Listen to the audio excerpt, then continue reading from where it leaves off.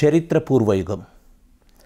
భారతదేశ చరిత్రలో మనం చదువుకుంటున్న మొత్తం భారతదేశ చరిత్ర ఏదైతే ఉంటుందో దాంట్లో మొట్టమొదటి చాప్టర్ చరిత్ర పూర్వయుగం. చరిత్ర పూర్వయుగం ఆ పదంలోనే మనం ఏం మాట్లాడుతున్నాం అనేది స్పష్టంగా ఉంది. చరిత్ర మాత్రం కాదు, పూర్వ అని కూడా మనం మాట్లాడుతున్నాం. అంటే చరిత్రకు పూర్వం ఏముంది అనేది ఒక గమ్మత్తైన ప్రశ్న. చరిత్రకు పూర్వం అంటే నిజానికి ఈరోజు మనం చరిత్ర అనగానే మనకేం కనిపిస్తుంది? ఒక బుద్ధుడు, లేకపోతే ఒక మొఘల్ పీరియడో, లేకపోతే ఒక బ్రిటిష్ పీరియడో, లేకపోతే మోడర్న్ ఇండియన్ హిస్టరీ, ఇవంతా కాకుండా ఇంతకంటే అంటే చరిత్ర కంటే పూర్వం ఏముంది అనే మనకు ఒక చర్చ వస్తుంది. నిజానికి చరిత్ర పూర్వయుగం అన్న పదాన్ని మనం అర్థం చేసుకోవాలంటే చరిత్రకు ముందు ఉన్నదాన్ని మనం చరిత్ర పూర్వయుగం అంటున్నాం. అంటే ఏ చరిత్ర? లిఖిత చరిత్ర.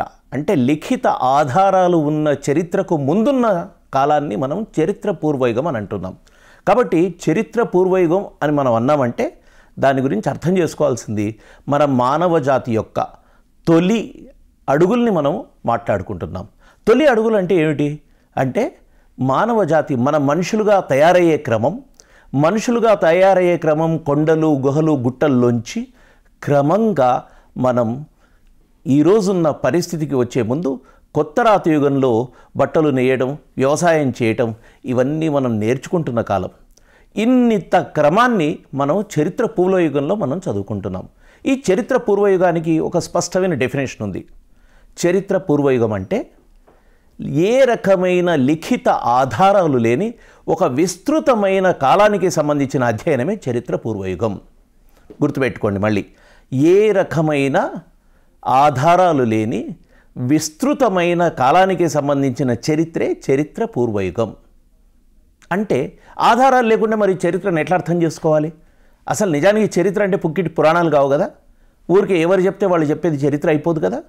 మరి ఆధారాలు అంటే ఏమిటి?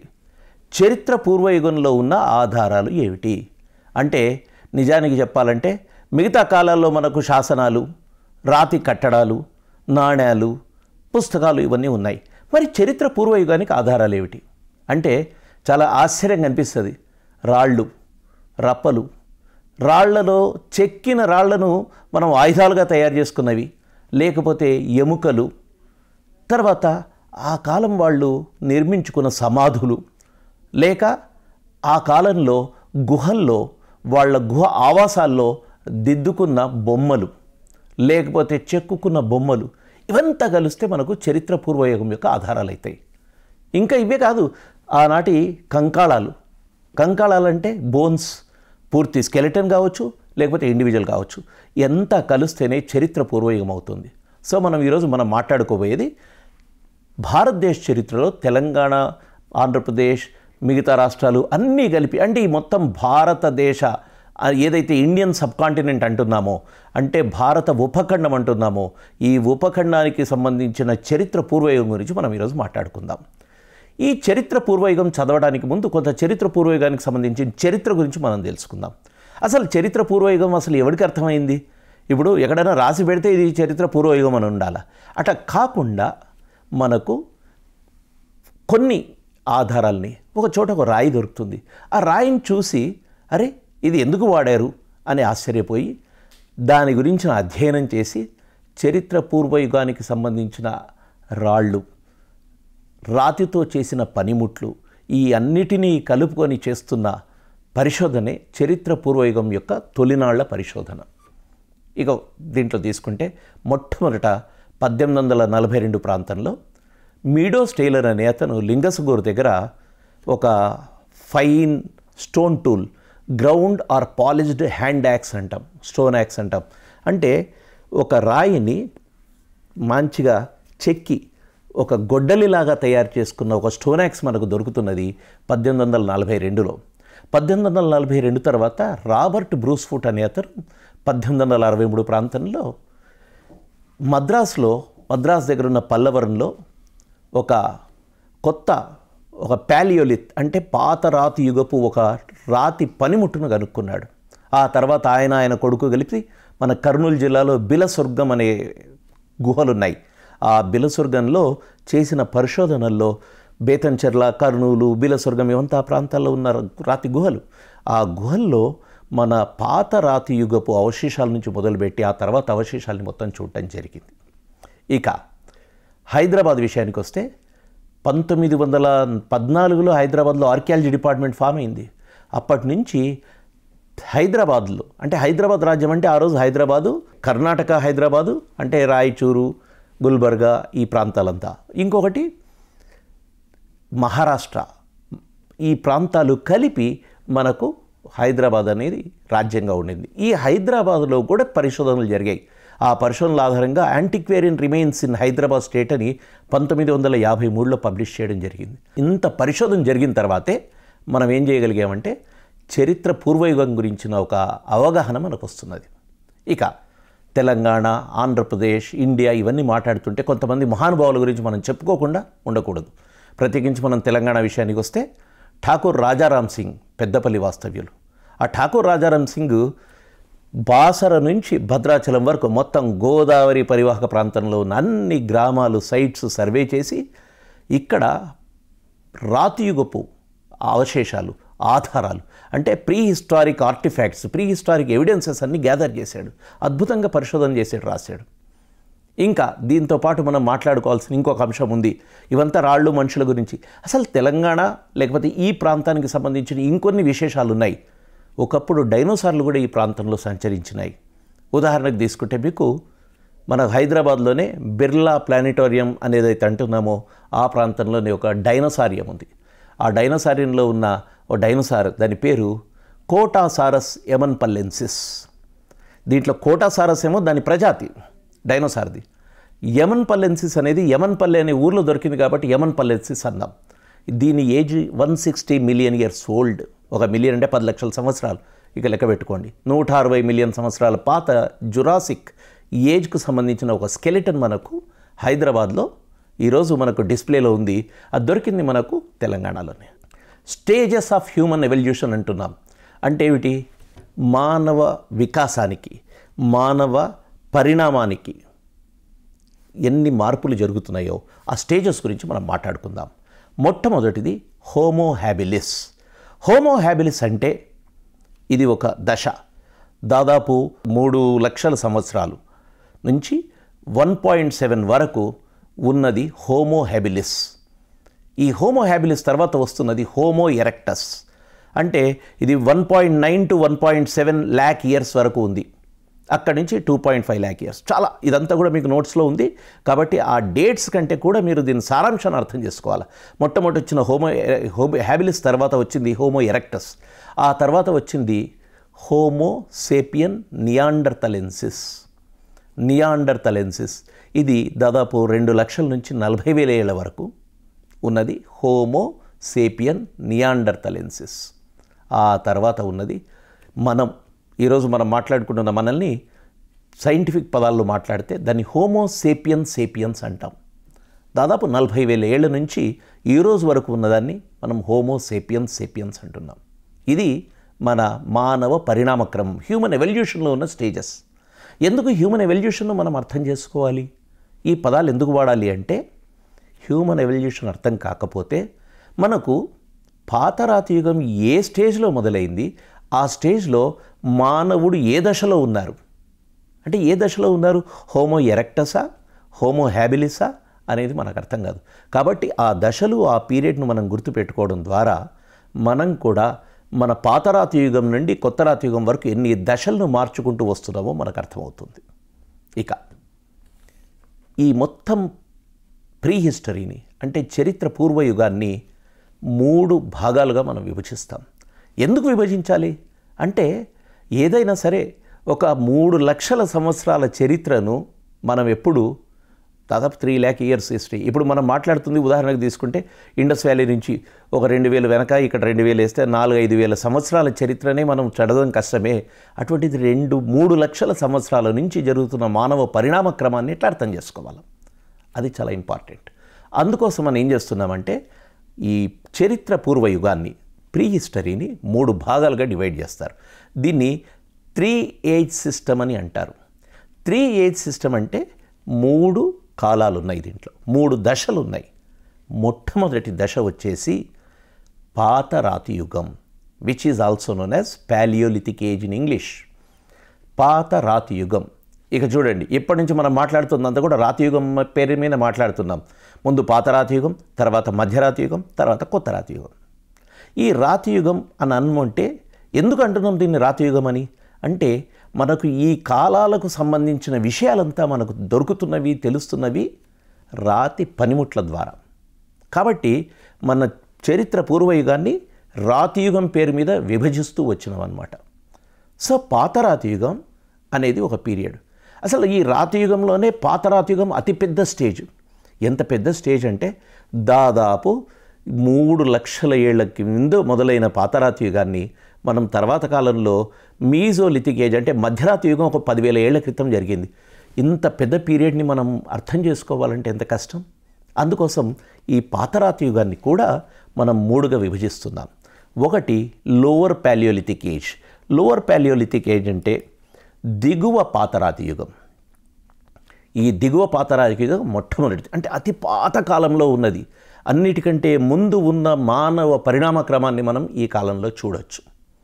ఈ కాలంలో ఉన్న టూల్స్ అంటే రాతి పనిముట్లు ప్రత్యేకంగా ఉంటాయి. అయితే అంతకంటే ముందు 2 పదాలని మీకు ఎక్స్ప్లెయిన్ చేయాలి. మనం పాతరాతి యుగానికి సంబంధించి కానీ రాతి యుగాలకు సంబంధించి కానీ 2 పదాలు మనకు ఎప్పుడూ చరిత్రలో వస్తుంటాయి. ఒకటి ఓల్డోవియన్ గార్జ్ అనే దగ్గర ఆఫ్రికాలో మొట్టమొదట మనకు ఈ రాతి పనిముట్లు దొరికాయి. కాబట్టి దాన్ని ఓల్డోవియన్ ఇండస్ట్రీ అంటారు.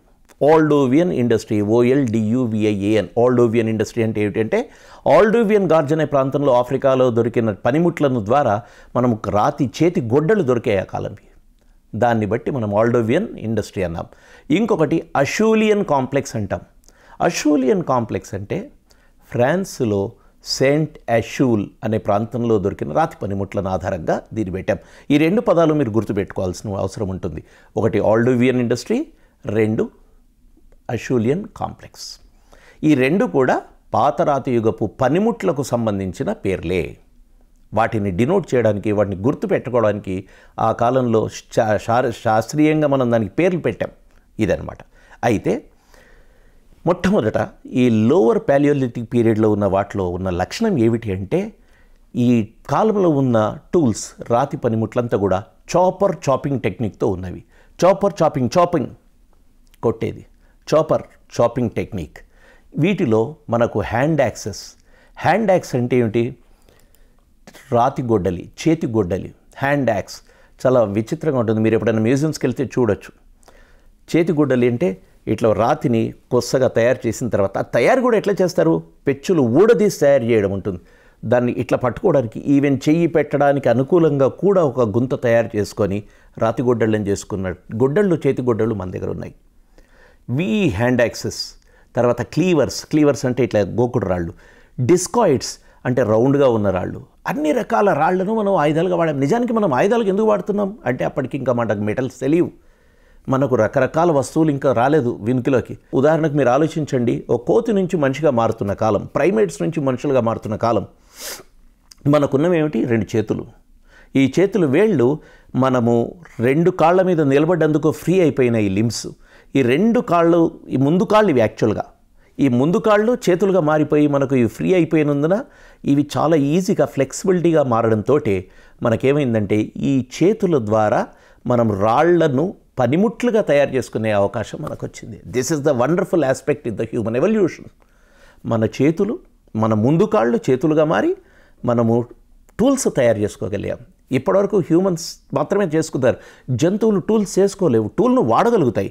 ఒకవేళ చింపాంజీ దగ్గర మీరు ఒక రాయి విసిరితే చింపాంజీ మళ్ళీ ఆ రాయిని మన మీద విసురుతుంది. కానీ చింపాంజీ రాళ్లను చెక్కుకొని ఆయుధాలుగా చేసుకోలేదు.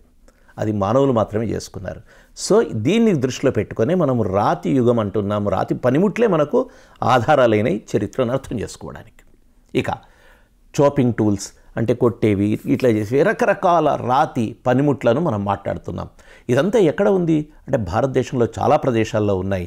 మనకు ఎస్పెషల్లీ మనకు తెలంగాణలో తీసుకుంటే ఎక్కడైనా గుర్తుపెట్టుకోండి, మీకు రాతి పనిముట్లు దొరకాలి అంటే నదీ తీరాలు, లేకపోతే చెరువులు, వాగులు, అంటే జల వనరులు ఉండాలి. మనుషులు ఎక్కడ బతుకుతారు? ఎక్కడైతే నీళ్ళ వనరు ఉంటుందో అక్కడే బతుకుతారు కాబట్టి ఆయుధాలను కూడా అక్కడే తయారు చేసుకుంటారు. ఇది మనము ఒక సూత్రంగా గుర్తుపెట్టుకోవాలి. సో ఈ రకంగా చూస్తే lower Godavari valley, Krishna valley, Tungabhadra valley, Son valley అన్ని ప్రాంతాల్లో మనకు ఇదంతా కనిపిస్తుంది. ఆ తర్వాత మిడిల్ పాలియోలిథిక్ అంటే మధ్య పాతరాతి యుగం. మొట్టమొదట లోవర్ పాలియోలిథిక్, తర్వాత మిడిల్ పాలియోలిథిక్, మధ్య పాతరాతి యుగం.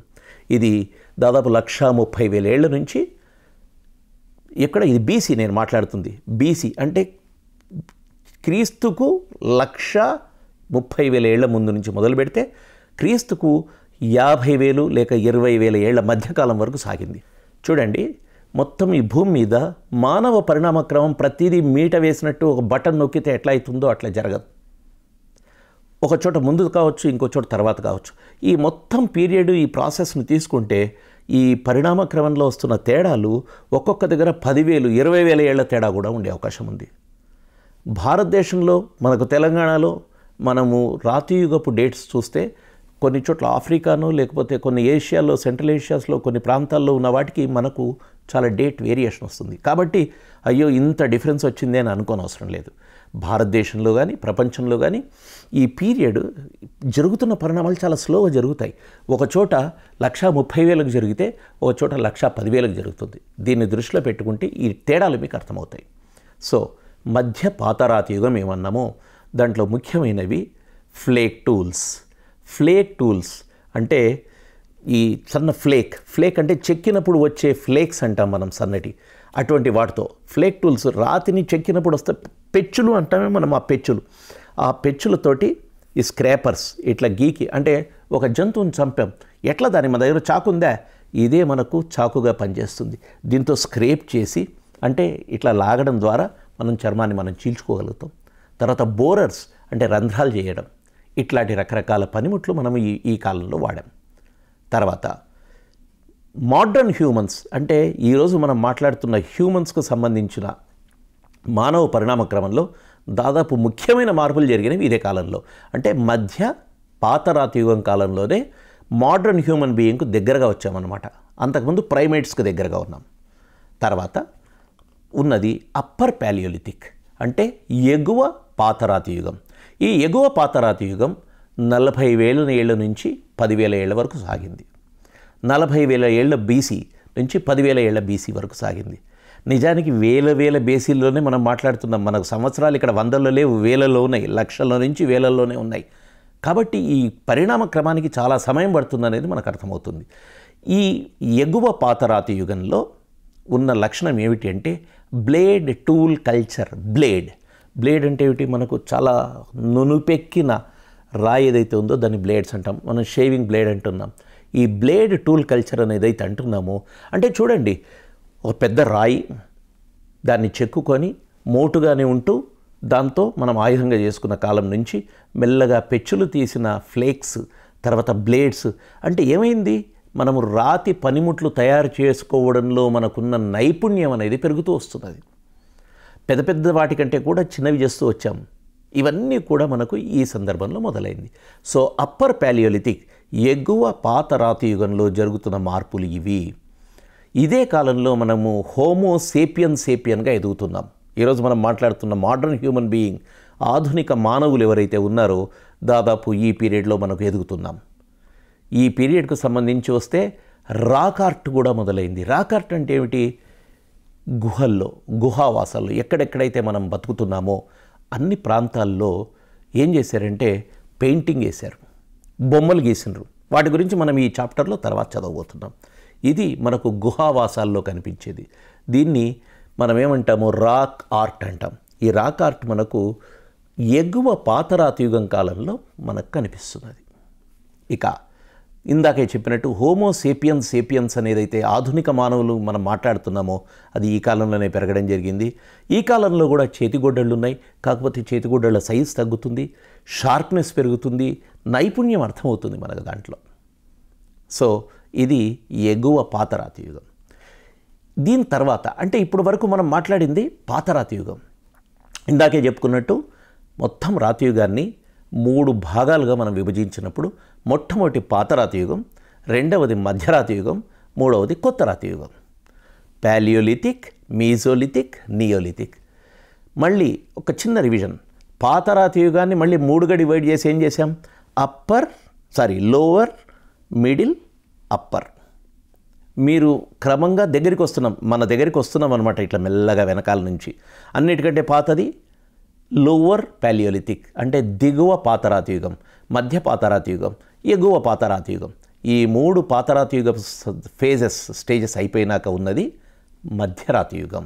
దీన్ని మనం మీజోలిథిక్ ఏజ్ అంటాం, ఇంగ్లీష్లో మిడిల్ స్టోన్ ఏజ్ అని కూడా అంటాం. ఈ మిడిల్ స్టోన్ ఏజ్ రకరకాలుగా 10,000 ఏళ్ల నుంచి 4,000 అని 3,000 అని రకరకాల ప్లేసెస్లో దాదాపు బ్రాడ్లీ స్పీకింగ్ ఈ పీరియడ్ టైమ్స్లో ఉంటుంది. అయితే ఈ మధ్యరాతి యుగం యొక్క లక్షణం ఏమిటి? చూడండి, లక్షల ఏళ్ళు మనం పాతరాతి యుగంలో ఉండి మనము ఇక్కడికి వచ్చాం. ఈ మధ్యరాతి యుగం మాట్లాడేసరికి మనము 4,000 ఏళ్ళు బీసీ వరకు మాట్లాడుతున్నాం, 3,000 బీసీ వరకు మాట్లాడుతున్నాం, 10,000 నుంచి 3,000 అంటున్నాం. అంటే అర్థం ఏంటి? లక్షల ఏళ్ళు మనం పాతరాతి యుగంలో గడిపిన తర్వాత ఈ గడపడంతో ఎక్కడ గడిపాము? కొండలు, గుట్టలు, గుహల్లోనే గడిపాం. మధ్యరాతి యుగంకి వచ్చాం. మధ్యరాతి యుగంలో కూడా మనం ఇక్కడే గడుపుతున్నాం. అయితే మధ్యరాతి యుగానికి ఒక ప్రత్యేకమైన లక్షణం ఉంది. సరిగ్గా ఈ మధ్యరాతి యుగంలోనే ఎప్పుడైతే మీజోలిథిక్ ఏజ్ స్టార్ట్ అవుతుందో అదే సమయంలో మన ప్రపంచంలో ఈ భూగోళం మీద ఒక మంచు యుగం, ఒక హిమయుగం ఆగిపోయింది. హిమయుగం మంచు యుగం అన్నమాట. అంటే ఏముంది? ప్రపంచంలో మొత్తం మంచు ఉండేది.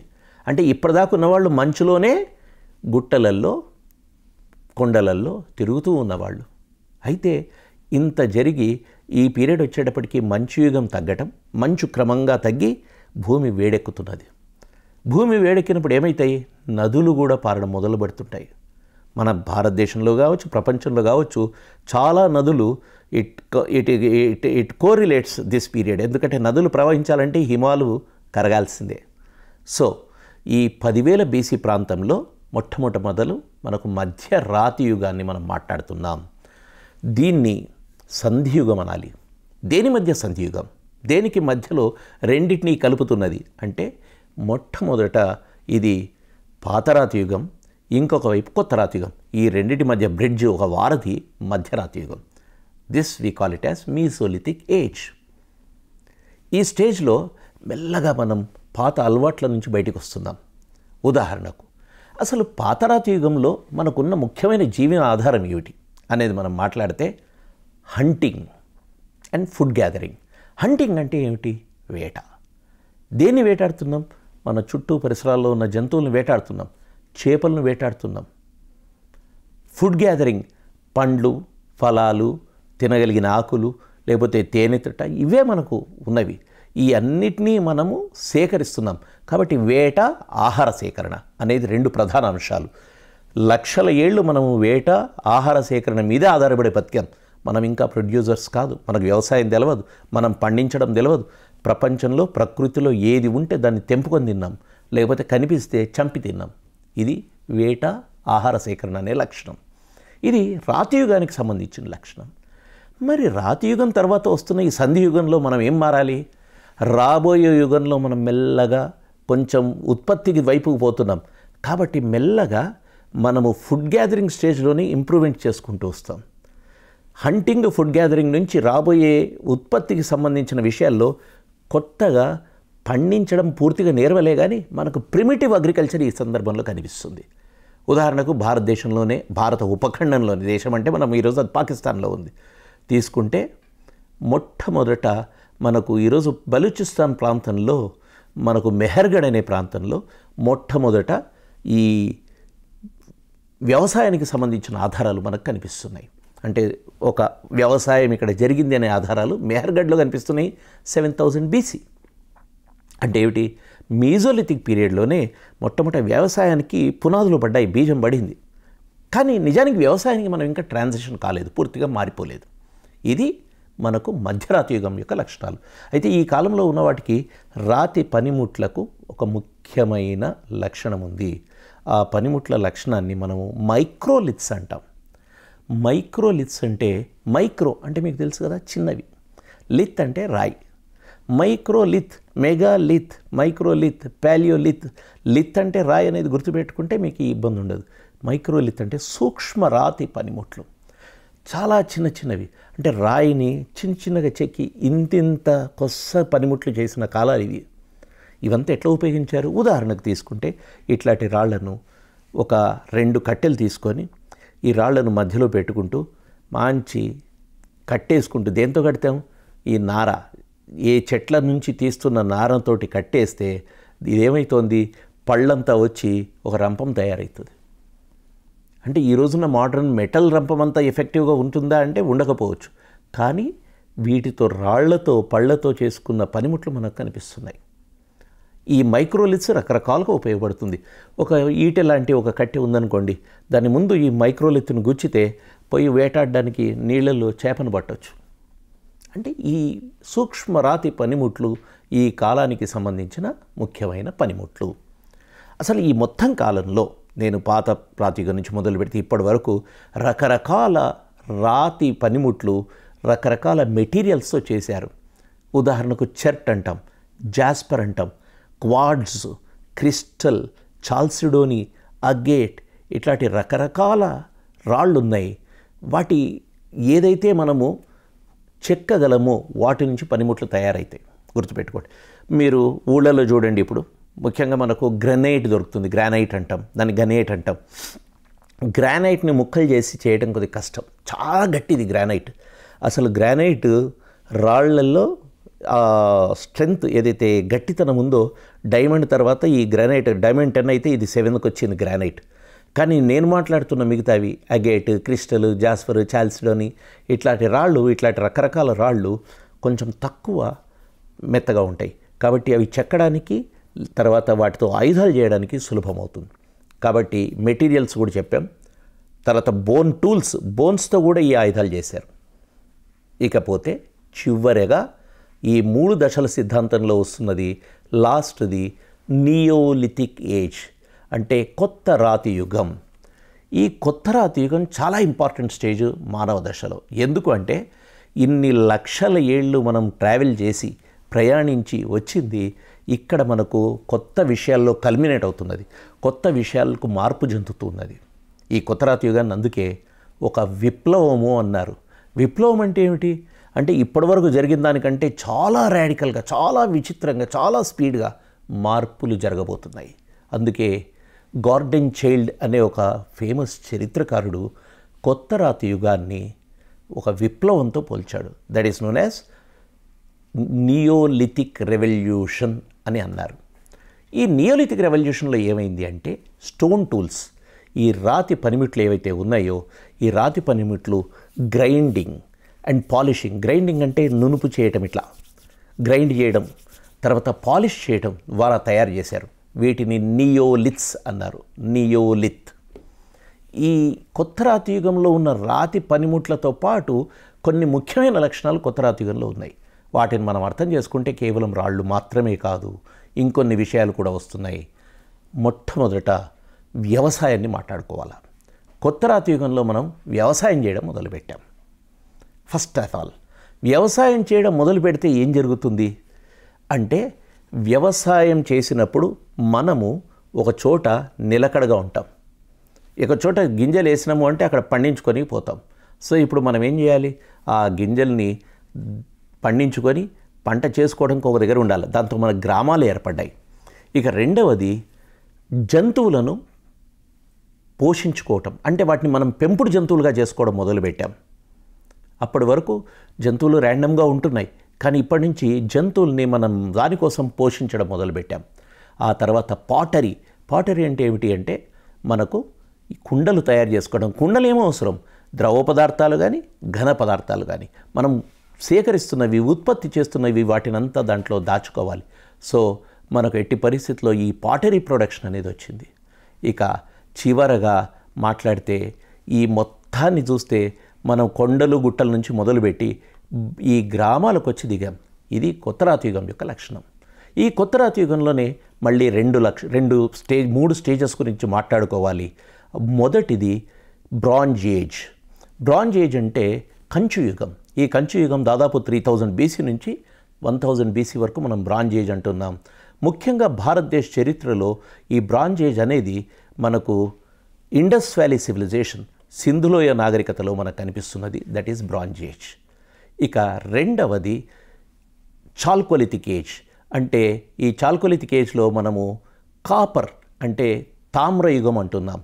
ఈ తామ్రయుగము కాపర్తో చేస్తున్నది. ఈ తామ్రయుగానికి సంబంధించిన లక్షణాలు మనకు భారతదేశ చరిత్రలో కనిపిస్తున్నాయి. మూడవది ఐరన్ ఏజ్ అంటే ఇనుప యుగం. ఈ ఇనుప యుగం ఎందుకు ఇంపార్టెంట్ అంటే ఈ ఇనుప యుగం లేనిది మనకు నాగరికత ముందుకు పోదు. ఇనుమునే ఆయుధాలుగా, ఇనుమునే పనిముట్లుగా, ఇనుమునే జీవన అవసరాల్లో ప్రతి చోట వాడాం. కాబట్టి ఇనుప యుగం అనేది వచ్చింది. ఇదే సందర్భంలో మనకు బరియల్ కల్చర్స్ కూడా వచ్చాయి. దాన్ని మెగాలిథిక్ పీరియడ్ అంటాం. అంటే పెద్ద పెద్ద రాళ్లతో మనము శవాల్ని పూడ్చిపెడుతున్న కాలం అది. దాన్ని బృహత్ శిలాయుగం అంటున్నాం. ఇవంతా కూడా కొత్త రాతి యుగంలో భాగమే. సో ఈ రకంగా భారతదేశ చరిత్రలో రాతి యుగాలకు సంబంధించిన లక్షణాలు ఉన్నాయి. ఇదే కాకుండా మీరు చదువుకోవాల్సినవి, నేర్చుకోవాల్సింది ఏమిటంటే రాతి యుగ కాలంలో ఉన్న రాకార్ట్ గురించి. ఇదంతా చదివితే మనకు భారతదేశంలో చరిత్ర పూర్వయుగం అనేది ఏమిటి అనేది అర్థమవుతుంది.